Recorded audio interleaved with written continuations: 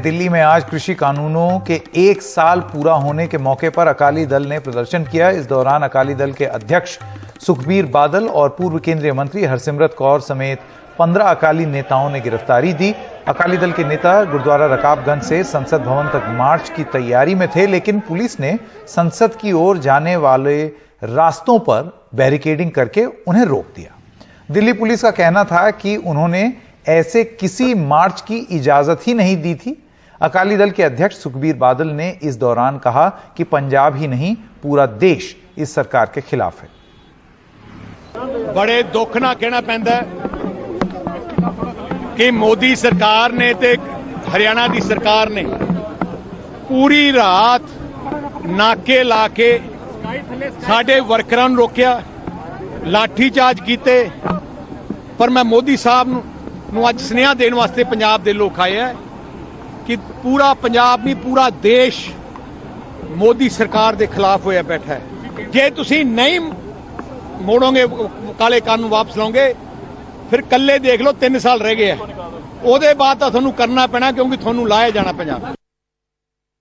हम इस वक्त दिल्ली में हैं, हमारे साथ हरसिमरत कौर बादल हैं, शिरोमणि अकाली दल के वरिष्ठ नेता और सांसद। मैम, आज आप लोगों का दिल्ली में प्रदर्शन था और लगातार ये आरोप लगाते रहे आप लोगों की तरफ से लगता है कि दिल्ली पुलिस ने आपको दिल्ली नहीं आने दिया, क्या कहना है आपका? देखिए, आप कल रात का देख लीजिए, पूरा फेसबुक सारा भरा पड़ा है।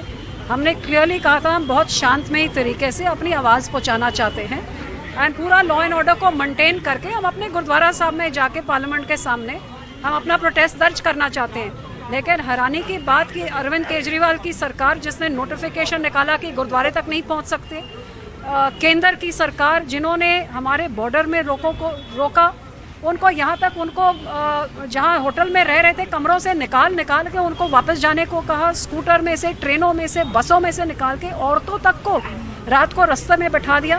तो खट्टर साहब हो, मोदी हो, केजरीवाल हो, इन्होंने सब तीनों ने इकट्ठे होके ये शांतमय प्रदर्शन को, किसानों की आवाज़ को कुचलने के लिए कोई कसर नहीं छोड़ी और कैसे लाठियों से मार रहे हैं, पीट रहे हैं किसानों के साथ, क्या दुर्वर्तों कर रहे हैं। मैं हैरान हूं कि जो सरकार को किसानों ने बनाया, आज वो सरकार पहले तो किसान के ऊपर उनके बिन मांगे कानून थोप रहे हैं और किसान का जिसका डेमोक्रेटिक राइट है, हमारा डेमोक्रेटिक राइट है कि हम यहाँ पे आके उसका प्रोटेस्ट कर सकते हैं, डेमोक्रेसी हमें ये इजाज़त देती है।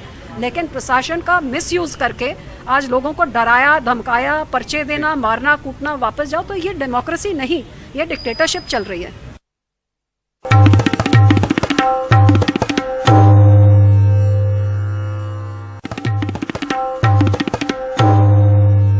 आम आदमी पार्टी के विधायक राघव चड्ढा ने नवजोत सिंह सिद्धू पर निशाना साधते हुए कहा कि सिद्धू पंजाब की सियासत के राखी सावंत बन गए हैं। राघव चड्ढा ने कहा कि सिद्धू को कोई भी गंभीरता से नहीं लेता। देखिए, नवजोत सिंह सिद्धू साहब पंजाब की सियासत के राखी सावंत बन गए हैं। लगातार वो अपने पार्टी के मुख्यमंत्री कैप्टन अमरिंदर के खिलाफ रोज बयानबाजी करते हैं, उन पर हमले करते हैं, उनकी तोप का निशाना कैप्टन अमरिंदर की ओर होता है, जिसके चलते उन्हें कांग्रेस हाईकमांड से बहुत डांट पड़ी और डांट का असर यह हुआ कि आज फॉर अ चेंज, एक बदलाव के तहत उन्होंने अपनी तोप का मुंह अरविंद केजरीवाल जी की ओर मोड़ दिया और आज अरविंद केजरीवाल जी पे अटैक करने लगे, हमले करने लग गए।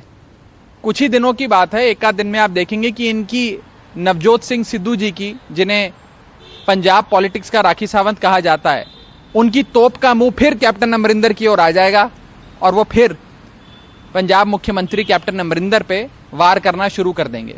नवजोत सिंह सिद्धू जी को पंजाब पॉलिटिक्स में कोई भी सीरियसली नहीं लेता है।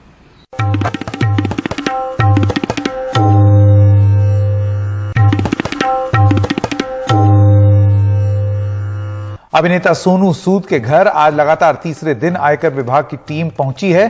कल और परसों भी उनके घर समेत दूसरी जगहों पर आईटी विभाग ने रेड किया था।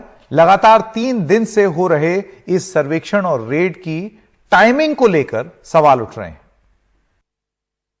शुक्रवार के दिन ये लगातार तीसरा दिन है जब अभिनेता सोनू सूद के घर पर आयकर विभाग की ओर से सर्वे किया जा रहा है। फिलहाल हम उनके उसी घर के यहाँ पर मौजूद है, जहाँ पर बुधवार से ही लगातार जो आयकर विभाग के कई वरिष्ठ जो अधिकारी हैं वो आए हुए हैं और लगातार तब से ही यहाँ पर कहीं ना कहीं आप कह सकते हैं कि जो सर्वे है वो किया जा रहा है।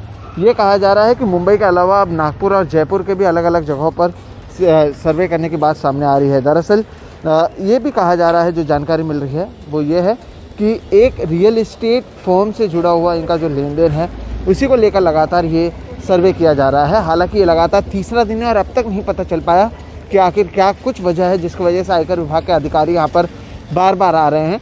ना ही सोनू सूद की ओर से कुछ कहा जा रहा है, ना ही आयकर विभाग की ओर से कुछ कहा जा रहा है। लेकिन अगर आप देखेंगे तो आपको यही समझ में आएगा कि जो इनका घर है और साथ ही साथ ऐसे अलग अलग प्रॉपर्टीज़ हैं, वहाँ पर ये आयकर विभाग के अधिकारी बार बार आ रहे हैं। और जो जिस तरह से कहा जा रहा है कि रियल इस्टेट डील और एक फाइनेंशियल ट्रांजैक्शन है, उसे लेकर ये पूरा मामला है जिस पर इनके यहाँ पर सर्वे किया जा रहा है। तो क्या इसके बारे में वाकई कोई जानकारी दी जाएगी? क्या इसी तरह से और कितने दिनों तक ये सर्वे चलेगा, ये एक सवाल है। क्योंकि पहले लगा था कि शायद एक दिन के लिए होगा, जब कल यानी अगर बात किया जाए गुरुवार को वापस आए तब भी लोगों को लगा कि अच्छा एक और दिन के लिए बढ़ गया, और शुक्रवार को ये लगातार तीसरा दिन है। तो आखिर ये कब तक चलेगा, ये भी एक अहम सवाल है। और क्या कुछ इसमें निकलता है ये देखना काफ़ी अहम होगा। तो कहीं ना कहीं अभिनेता सोनू सूद के यहाँ पर लगातार तीसरे दिन भी आयकर विभाग के अधिकारी सर्वे करने के लिए पहुंचे हुए हैं। मुंबई से मेरे सहयोगी धनेश के साथ सुहित मिश्रा, NDTV इंडिया।